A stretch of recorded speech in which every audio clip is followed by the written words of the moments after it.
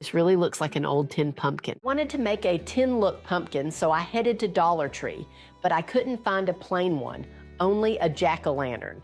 I figured I'd try to make it work, and I grabbed 2 packs of that tin tile look wallpaper while I was there. Next, I needed to cut out the design, so I flipped the tile over and started drawing out the center panel. Since I had to make sure I covered the jack-o'-lantern face, I just kept that in mind the whole time I was drawing it out. Next, I did the sides. I cut one panel in half, then traced out the side panels, and just flipped that cutout over to trace the other side too.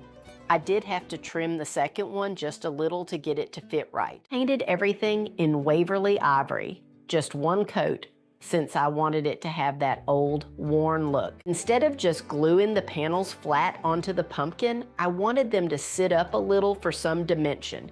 So I glued small wood discs to the back of each panel, then glued those onto the pumpkin. Next, I grabbed my silver rubbing buff and made sure to hit all the high points so the details would really stand out. Then I added a little black rubbing buff on top to give it some age. For the bow, I wanted more of a worn, frayed look, so I ripped some fabric down into strips. I laid those out with a piece of ribbon and some raffia, then tied a piece of twine around the middle to hold it all together.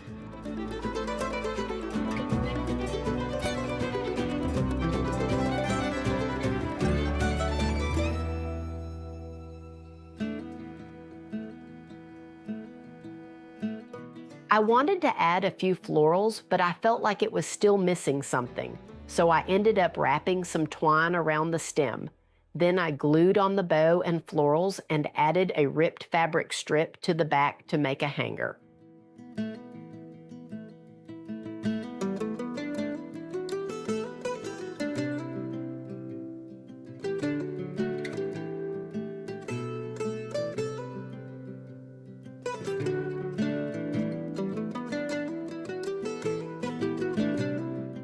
Wow, this really looks like an old tin pumpkin. Super neutral, super cottage, and I'm so happy with how it turned out.